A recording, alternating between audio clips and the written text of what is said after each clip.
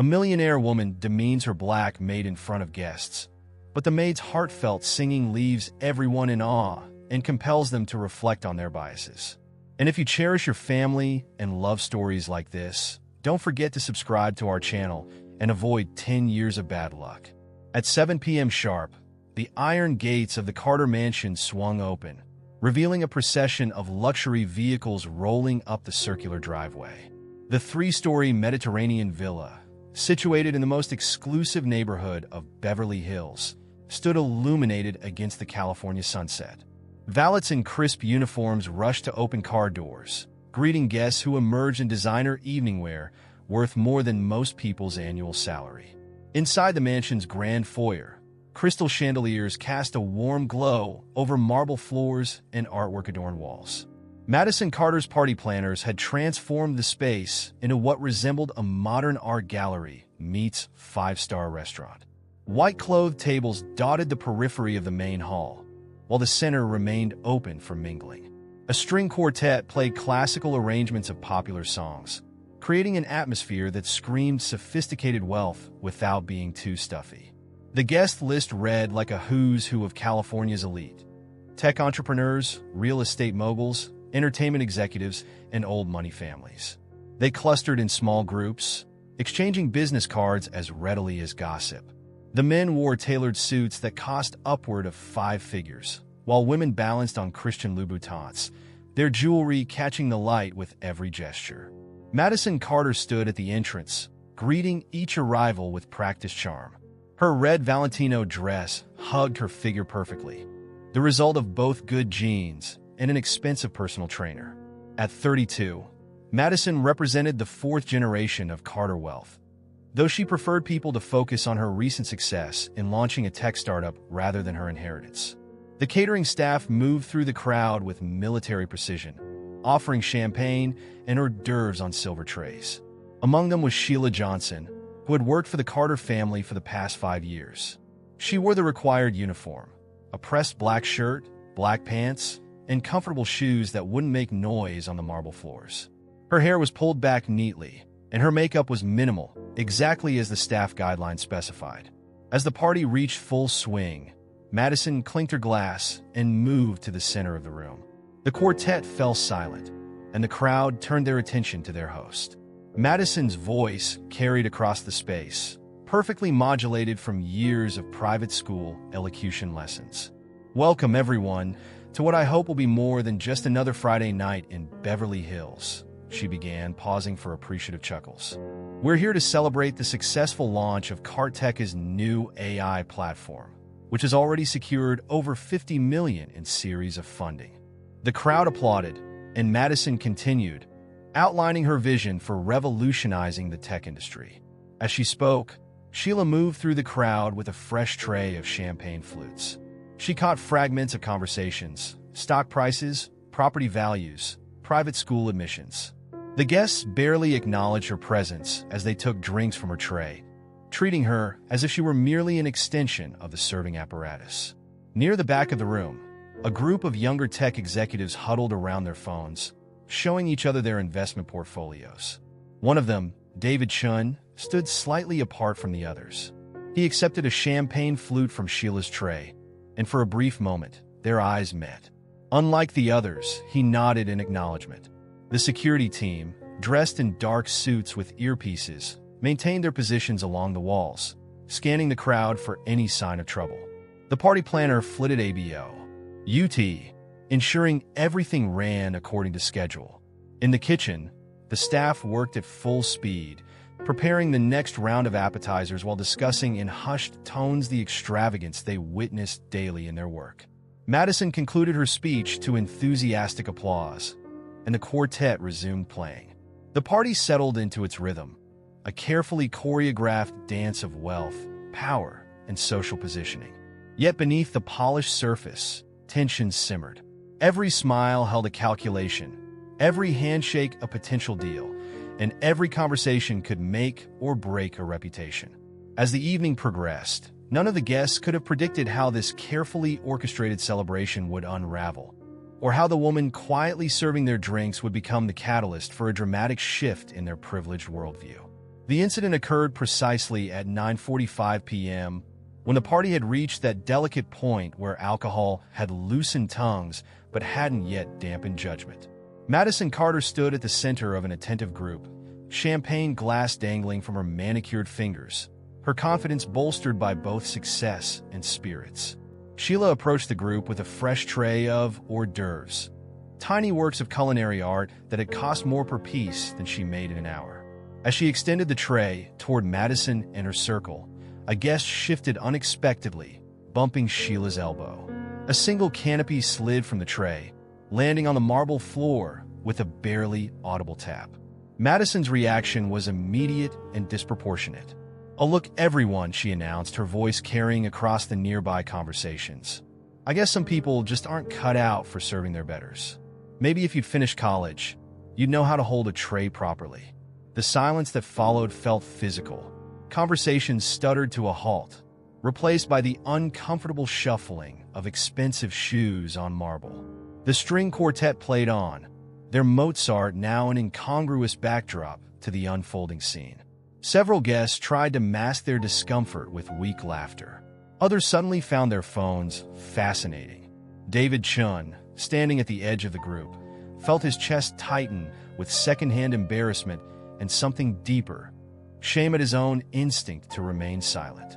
Sheila stood perfectly still, her spine straight, her face a masterclass in dignified restraint.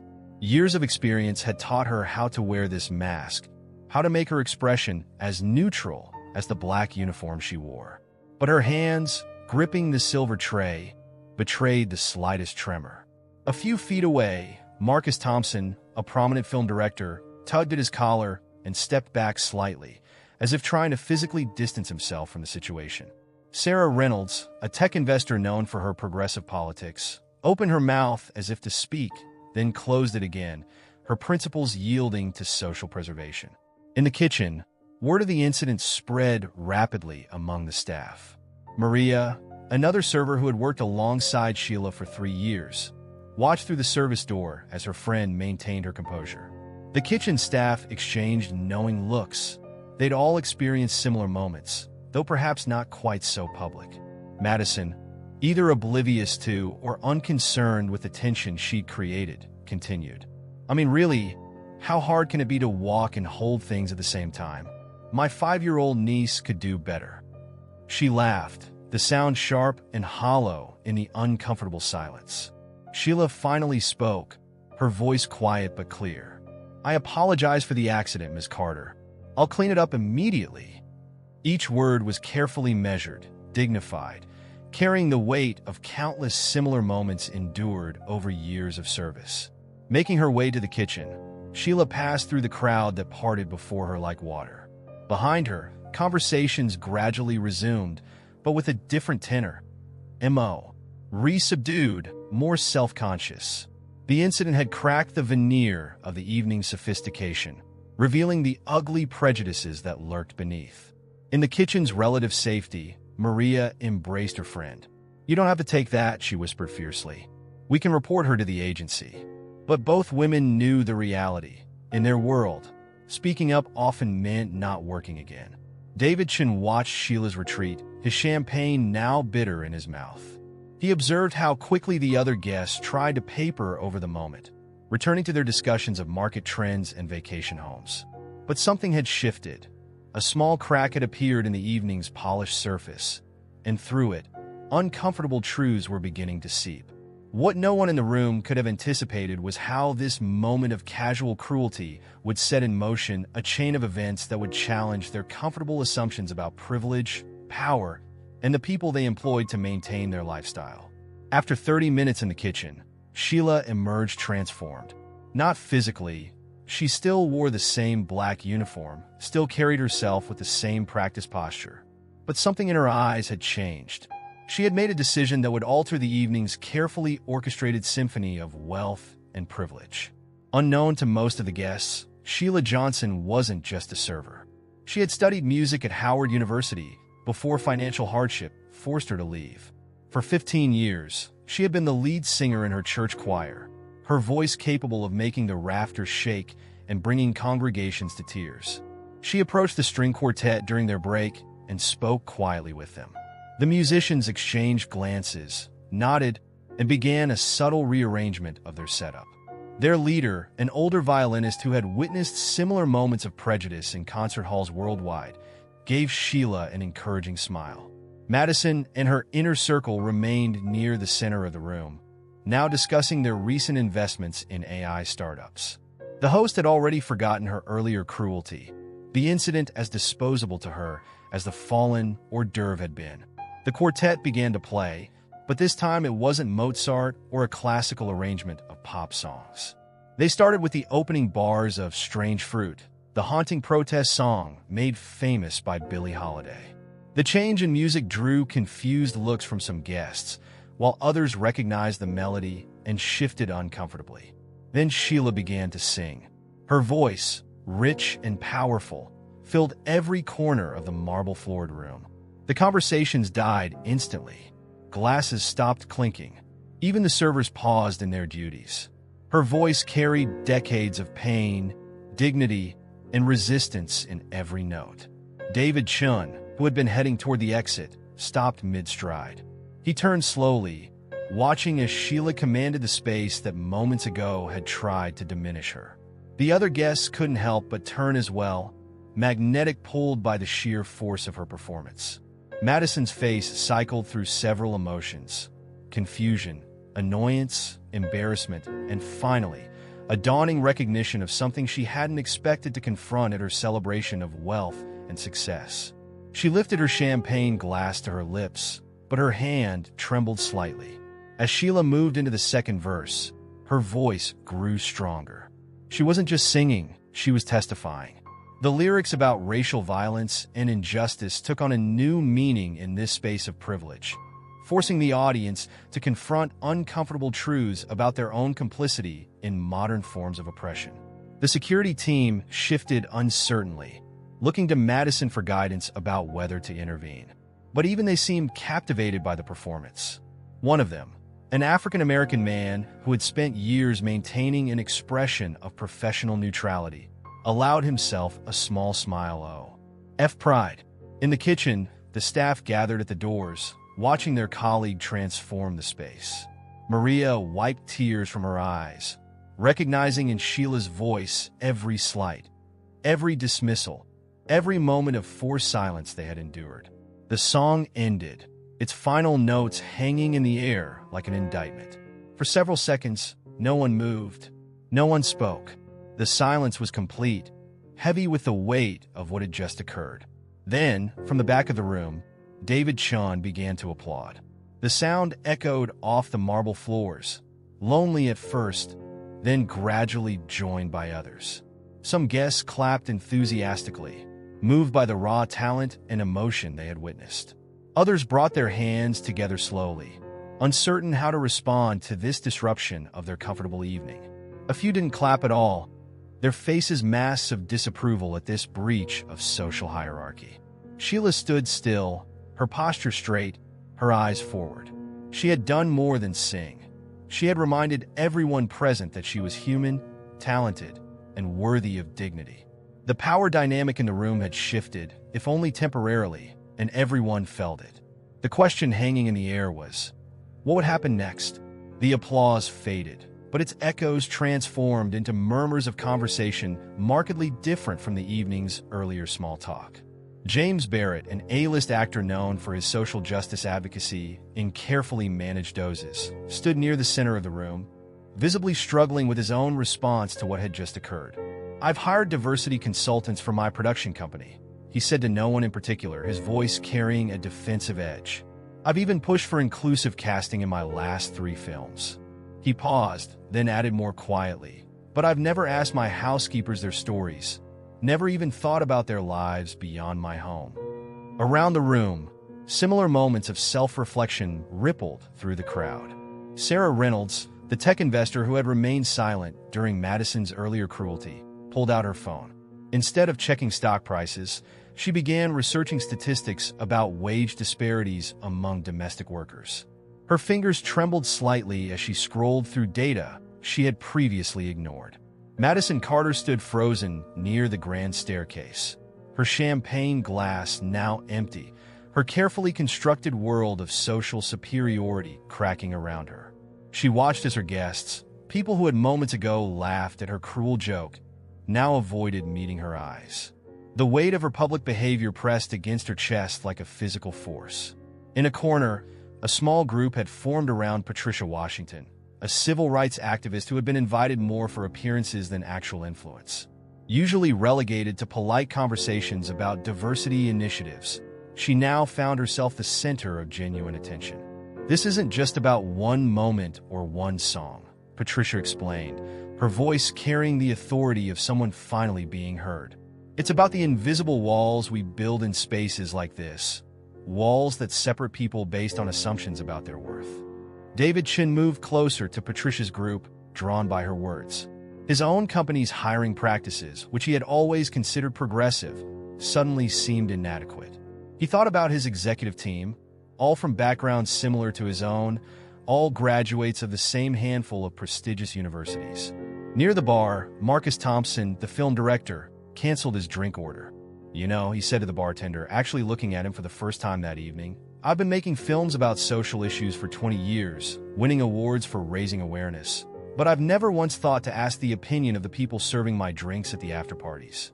The security team had relaxed their stance, no longer viewing the situation as a potential threat, but rather as a moment of transformation. The head of security, a former police officer, found himself thinking about his own assumptions and biases in his previous career. Some guests, uncomfortable with the direction of the evening, made quiet exits. Others, however, seemed rooted in place, caught between their usual social patterns and the undeniable reality Sheila's performance had forced them to confront. In the kitchen, the staff dynamic had also shifted. Servers who normally maintain professional distance began sharing stories in hushed voices about their own experiences with discrimination. The chef, who prided himself on his French cuisine, remembered his own journey from dishwasher to culinary school and the barriers he'd faced. Madison, still struggling to process the evening's turn, observed a wealthy couple she'd known for years engaged in an intense discussion about their children's private school's lack of socioeconomic diversity. These were people who normally avoided any topic more controversial than yacht maintenance. The string quartet, having participated in this moment of transformation, began packing their instruments. The violinist who had supported Sheila's performance made eye contact with her across the room, offering a subtle nod of solidarity. Patricia Washington, seeing an opportunity for real change, began moving through the crowd with purpose. She approached David Chun, recognizing in his expression the kind of genuine awakening that could lead to concrete action. "When you're ready to do more than reflect," she said, handing him her card, "call me. We have work to do." The evening had transformed from a celebration of wealth and success into something entirely different, a moment of uncomfortable but necessary reckoning. The question now was whether this moment would fade like champagne bubbles or catalyze genuine change. David Chin broke away from the crowd, his expensive Italian shoes carrying him purposefully across the marble floor toward Sheila. She stood near the kitchen entrance, her performance having transformed her from invisible server to the evening's most compelling presence. The other staff members had formed a protective circle around her, but they parted as David approached. "Ms. Johnson," he said, using her surname for the first time that evening, "I'm David Chin." He extended his hand, not as a superior to a server, but as one human to another. "Your performance wasn't just beautiful, it was necessary. Would you be willing to talk with me?"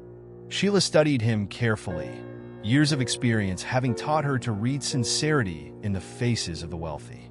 Something in David's expression, perhaps the slight tremor in his voice or the uncertainty in his usually confident stance, convinced her of his genuineness. "I have a few minutes," she responded, her voice still carrying echoes of its earlier power. They moved to a quiet corner of the room, away from the ongoing discussions their performance had sparked. "I run a tech company," David began, then stopped himself. "But that's not important right now. I want to hear about your experiences. Not just tonight, but every night you've worked in homes like this." He gestured to the opulent surroundings that suddenly seemed excessive, even embarrassing. Sheila took a deep breath, then began sharing stories she'd never thought these walls would hear. She spoke of advanced degrees that didn't matter once people saw her skin color, of being followed in high-end stores while shopping for her uniform, of having to smile through countless casual insults to keep her job. As she spoke, Madison Carter watched from across the room. The host had moved to a corner, her earlier confidence deflated. She observed the interaction between David and Sheila, noticing how other guests were drawn to their conversation. The shame she felt was no longer just about her public humiliation. It was deeper, more fundamental. "I've worked in houses like this for 15 years. Sheila continued, her voice steady. "I've served drinks to people who make more in an hour than I make in a month. I've watched them discuss equality while treating us like furniture. But I keep going because my daughter's in college now, studying law. Every tray I carry, every insult I swallow, is paying for her future." David listened intently, his own privilege becoming increasingly uncomfortable. He thought about his company's cleaning staff, people he passed every day without really seeing. He remembered casual jokes made in boardrooms about unskilled labor and entry-level positions. Madison, still watching, felt tears forming in her eyes. She thought about her own family's history, not just their wealth, but how they'd acquired it. The Carter fortune had been built on real estate developments that had displaced entire communities, though her family preferred to call it urban renewal. Around them, other conversations continued, but the tenor had changed. A venture capitalist was quietly discussing workplace diversity with Patricia Washington. A group of executives were exchanging uncomfortable glances as they realized how many of their funny stories involved mocking service workers. Maria, watching from nearby, saw something she'd never witnessed in her years of service. The wealthy actually listening, not just performing concern for social media points or tax deductions. "The hardest part," Sheila said, her voice dropping slightly, "isn't the long hours or the physical work. It's being treated as less than human. It's watching your dignity being chipped away, piece by piece, and having to pretend it doesn't hurt." David's face showed genuine pain. "I want to help change this," he said, then quickly added, "not in a patronizing way. I want to learn to understand how I can use my position to make real change." Madison, having gathered her courage, began moving toward them.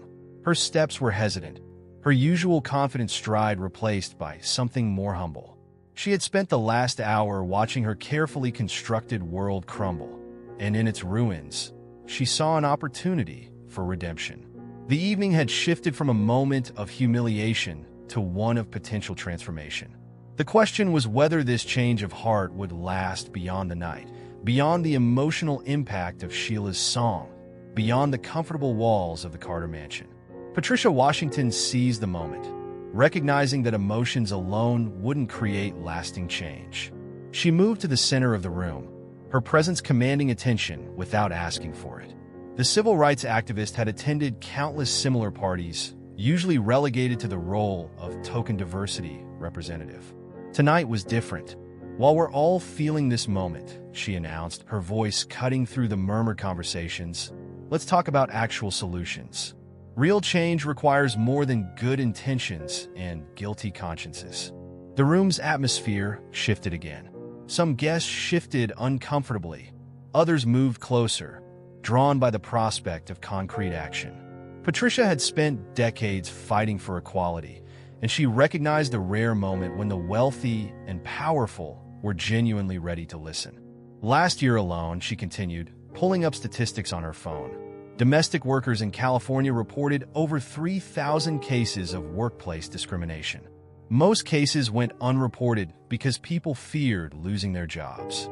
This isn't just about one incident or one party, it's systemic.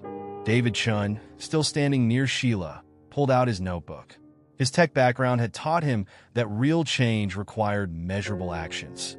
"What specific steps can we take?" he asked, his voice carrying across the room. "Not just statements or donations, but structural changes?" Around the room, other guests began sharing their own stories of witnessing discrimination. A real estate developer admitted to pricing policies designed to keep communities out of his properties. An HR executive confessed to dismissing resumes with ethnic-sounding names. "I oversee hiring at my father's company," A young woman named Rachel Martinez spoke up. "We've never hired domestic staff through agencies that provide benefits or guaranteed minimum wages. We always went with the cheapest option, never questioning why it was so cheap." The catering staff, still technically on duty but now part of the conversation, began sharing their experiences. Their stories filled the marble halls where they had previously moved in enforced silence. Stories of wage theft, of sexual harassment, of being treated as invisible. Madison Carter, who had finally reached Sheila's corner, listened to these testimonies with growing horror. Her own behavior earlier seemed less like an isolated incident and more like a symptom of a deeper disease. Patricia seized on this momentum. "We need immediate action in several areas," she stated, pulling up a presentation on her tablet. She had come prepared, always hoping for this moment. First, wage reform. Second, workplace protection policies. Third, education and training for employers. Fourth, legal support for workers facing discrimination. The string quartet's abandoned stands became impromptu podiums as guests took turns sharing commitments to change. A tech CEO promised to review his company's contracting policies. A restaurant owner pledged to implement anti-discrimination training. A school board member vowed to address systemic barriers in education. But promises made in emotional moments often fade by morning, Patricia warned. "We need commitments in writing. We need timelines. We need accountability." David Chun stepped forward. "I'm prepared to commit $1 million tonight to establish a legal defense fund for domestic workers," he announced. "Who will match me?" The room buzzed with energy as other guests began pledging support. Numbers were thrown out, commitments made, business cards exchanged. Patricia and her team moved through the crowd, recording promises and collecting contact information. Sheila watched this transformation with cautious optimism. She had seen well-meaning initiatives fade before, but something felt different this time. The wealthy weren't just throwing money at the problem. They were acknowledging their role in creating and maintaining it. Madison finally spoke, her voice carrying the weight of genuine realization. "My family's foundation has millions in unused funds," she said. "Instead of another charity gala, we could create a program for education and employment support." The clamor for justice had begun to take tangible form, transforming from emotional responses into actionable commitments. But as the pledges continued and the promises mounted, no one could predict how this evening's revolution would be tested in the cold light of day. Madison Carter stood before Sheila, the physical distance between them small, but the social gulf enormous. The room quieted, sensing the importance of this moment. The host's designer dress suddenly felt like a costume, her usual confidence replaced by genuine uncertainty. "I need to apologize," Madison began, her voice wavering. "Not just for tonight, but for every time I've treated anyone as less than human." She paused, struggling to find words that wouldn't sound rehearsed or superficial. Sheila maintained her dignified posture, her expression neither accepting nor rejecting the apology. Years of experience had taught her that apologies from the wealthy often came with hidden expectations. The expectation of immediate forgiveness, of emotional labor to make them feel better about their guilt. "Ms. Carter," Sheila responded, her voice steady, "I appreciate your apology. But I need you to understand something. What happened tonight wasn't just about me. It's about every person who's been humiliated in houses like this, who's had to smile through insults, to keep their jobs." The gathered crowd formed a loose circle around them. David Chun stood slightly behind Sheila, his presence offering silent support. Patricia Washington watched intently, recognizing this as a crucial moment in the evening's transformation. Madison's carefully applied makeup couldn't hide her growing discomfort. "I've never thought about it before," she admitted, "about how it feels to be on the other side. My family's had household staff for generations, but I've never once asked about their lives, their dreams, their struggles." "That's exactly the problem," Sheila replied, her voice gaining strength. "We're human beings with lives, families, and aspirations. I have a master's degree in music. Maria," she gestured to her colleague, "is working on her PhD in literature. But in this house, we're just the help." The other staff members stood straighter, emboldened by Sheila's words. Years of enforced silence were breaking. A gardener spoke up about wage theft. A housekeeper described being denied bathroom breaks. A chauffeur revealed working sick because he couldn't afford to lose the day's pay. Madison listened, really listened, perhaps for the first time in her life. Tears formed in her eyes, but Sheila wasn't finished. "Your words hurt tonight," she continued, "but what hurts more is the system that made you think those words were acceptable. A system that your family, your friends, all of you," she looked around the room, "have benefited from and perpetuated." Patricia Washington stepped forward. "This is the real conversation we need to have," she interjected. "Not just about individual actions, but about systemic inequality, about how wealth and power have created invisible walls in our society." Madison's face flushed with shame, but something else was emerging: determination. "You're right," she said, looking directly at Sheila. "And an apology isn't enough. I need to do better. We all need to do better." The room held its breath. This wasn't the usual script of a quick apology, followed by a return to normal. This was something raw, real, and potentially transformative. "Tell me," Madison asked, her voice stronger now. "What can I do? Not just words, not just money, but real actions that will make a difference." Sheila considered the question carefully. The power dynamic had shifted, but she understood the delicacy of this moment. Her response could either bridge the gulf between them or widen it irreparably. "Start by listening," she said finally. "Not just tonight, but every day. Listen to the people who make your lifestyle possible. Learn their names, their stories. Use your privilege to amplify their voices, not silence them." The confrontation had become more than just two women facing each other across a marble floor. It had become a moment of reckoning, a challenge to generations of ingrained behavior and assumed superiority. But as the tension in the room began to ease, no one realized that this was just the beginning. The real test of Madison's transformation and the sincerity of the evening's promises was yet to come. The party had evolved into something resembling a grassroots organizing meeting. The ornate dining table, usually reserved for elaborate dinner parties, now held laptops and tablets as guests began drafting concrete plans for change. The contrast between the setting's opulence and the serious work being done created a striking tableau.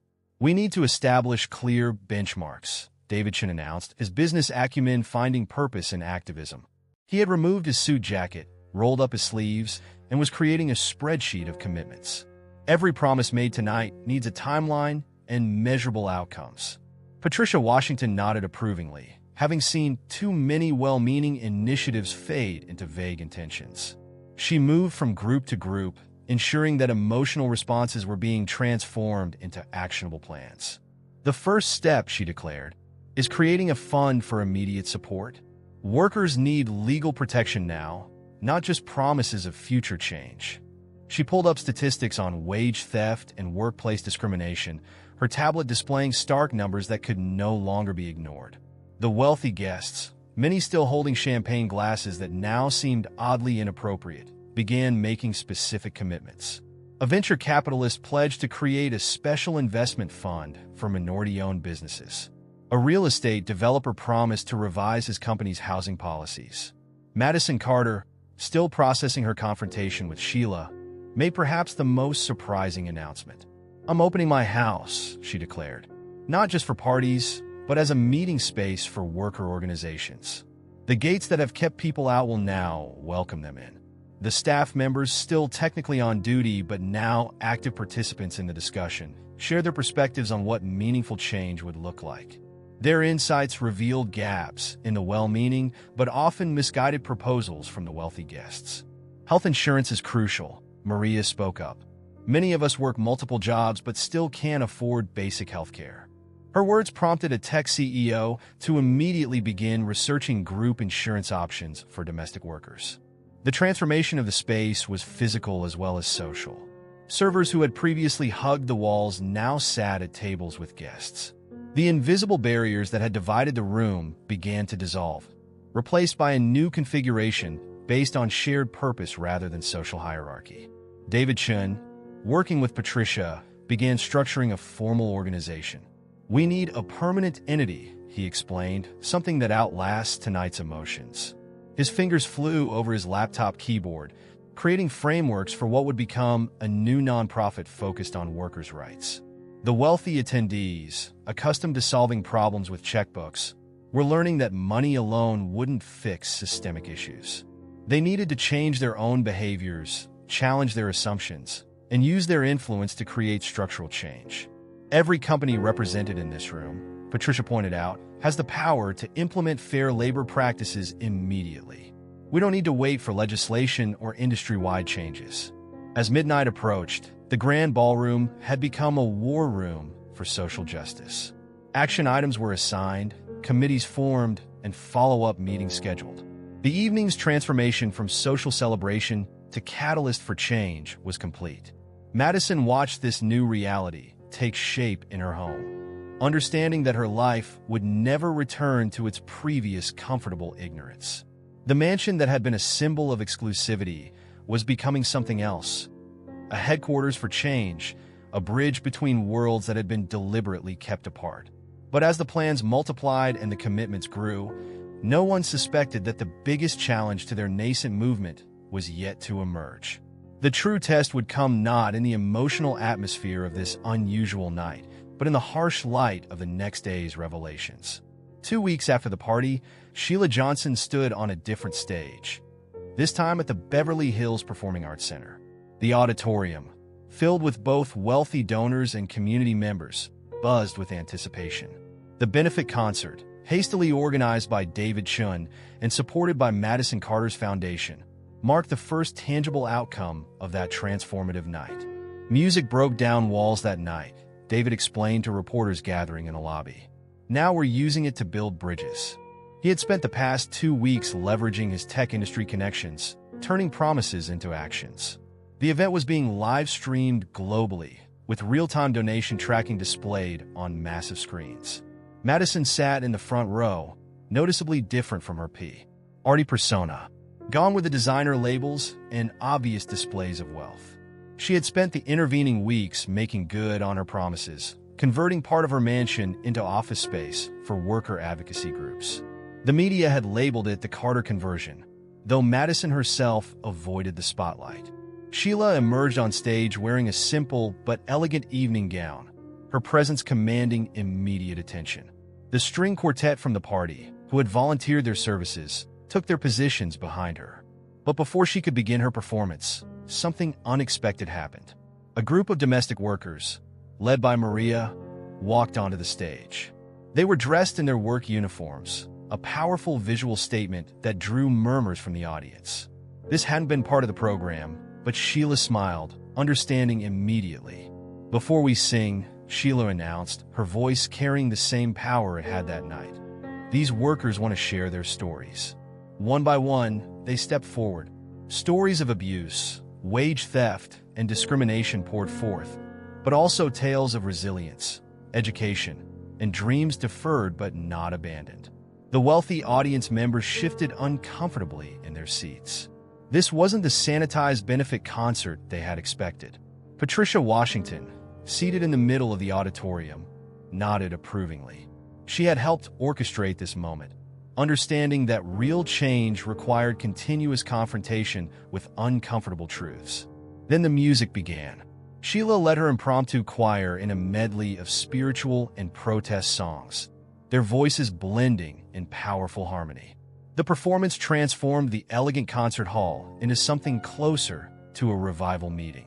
Even the skeptics found themselves moved by the raw emotion and undeniable talent. During the intermission, David Chun announced the launch of a new app developed by his team working around the clock that would help domestic workers report abuse and connect with legal resources. Technology shouldn't just serve the privileged, he declared, his voice carrying new conviction. Madison took the stage next, not to sing, but to make an announcement. Her family's foundation was establishing a scholarship fund for domestic workers and their children, which Sheila named as one of the board members. The power dynamic had shifted. Those who had once served were now helping to guide the distribution of resources. But as the evening reached its emotional peak, a journalist from the Los Angeles Times slipped quietly out of the auditorium, clutching a manila envelope. The documents inside would soon cast a shadow over the night's achievements and test the sincerity of Madison's transformation. In the meantime, Sheila's voice soared above the orchestra, carrying with it the hopes and dreams of countless invisible workers. The audience, a mix of wealthy donors and community members, found themselves united in something larger than charity, a movement for genuine social change. The concert concluded with a new song, composed by Sheila herself, about transformation and justice. As the final notes faded, no one in the auditorium realized they were witnessing not just the end of a performance, but the calm before a storm that would shake their world to its foundations. 3 days after the benefit concert, the Los Angeles Times published its explosive front-page expose, "The Carter Dynasty, a Legacy of Exploitation." The journalist who had slipped away from the concert had uncovered decades of systematic labor abuse within Madison's family businesses. The documents revealed that the Carter fortune wasn't just built on questionable real estate practices. It was founded on a sophisticated system of worker exploitation. Madison's company, Cart Tech, had been using shell companies to employ undocumented workers in their data centers, paying them far below minimum wage while denying them basic protections. The news hit like a TH. Underbolt. Madison's phone began ringing at 5 a.m., but she didn't answer. Instead, she sat in her home office, staring at the newspaper spread across her desk.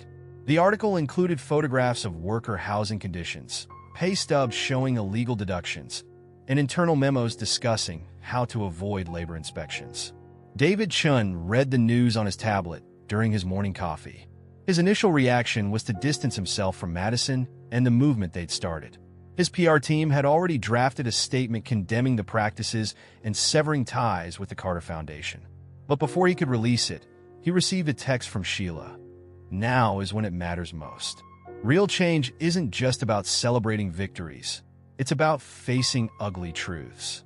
At 10 a.m., Madison Carter did something unprecedented. She called a press conference at her mansion, but instead of hosting it in the grand ballroom, she held it in the servants' quarters. The media crowded into the modest space, cameras documenting the stark contrast between the mansion's opulence and the workers' living conditions. "I could stand here and claim ignorance," Madison began, her voice shaking but determined. "I could blame previous generations or corporate structures. Instead, I'm going to tell the truth. I knew. Maybe not every detail, but I knew enough, and I chose not to see." The cameras rolled as Madison detailed not just her family's exploitation, but the broader system of privilege that made it possible. She announced she was stepping down from Cart Tech and transferring majority control of the company to a workers' trust, with Sheila and Patricia Washington as lead trustees. "My recent transformation wasn't just about one night or one song," Madison continued. "It was about facing the truth I've always known but never acknowledged. My wealth, my privilege, everything I have, it's built on the pain of others." The press conference took another unexpected turn when David Chin arrived. Instead of distancing himself, he stood beside Madison. "We're not here to celebrate a wealthy woman's redemption," he declared. "We're here to commit to dismantling the systems that made this exploitation possible." Patricia Washington then unveiled the next phase of their movement, a comprehensive program of reparative justice. The entire Carter fortune would be restructured, with the majority dedicated to worker education, housing, and entrepreneurship programs. Sheila, who had been watching from the back, stepped forward. The woman who had begun this journey as a servant in this very house now stood as an equal partner in its transformation. "This isn't just about money," she stated. "It's about acknowledging truth and creating real change." As the press conference ended, Madison made one final announcement. She was moving out of the mansion, which would be converted into a center for worker advocacy and education. The gates that had once kept people out would now welcome them in. The story exploded across social media. Some praised Madison's honesty and commitment to change. Others called it too little, too late. But as Sheila had said, real change isn't about perfect solutions. It's about facing truth and doing the hard work of transformation. In the days that followed, other wealthy families began facing their own reckonings. The movement that had begun with one song in one mansion had sparked a broader conversation about privilege, power, and responsibility. The final image, Sheila and Madison, sitting in what had once been the servants' quarters, planning the next phase of their work. The power dynamic had shifted permanently. The music that had started their journey continued to echo, but now it was accompanied by the sound of real, lasting change. Sometimes, Sheila observed, it takes destroying something completely to build it back right. Madison nodded, understanding that her journey of redemption was just beginning. The walls of privilege had cracked, and through those cracks, a new reality was emerging, one built on truth, justice, and the recognition of every person's fundamental dignity. The end.